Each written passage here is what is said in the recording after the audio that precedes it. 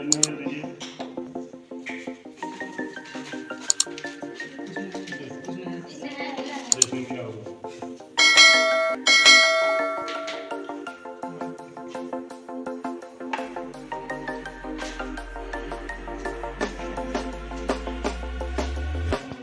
you want to get off the darkest ground, the gravity pulls you straight down. Earth from a bird's eye view. You should grow feathers and see this too.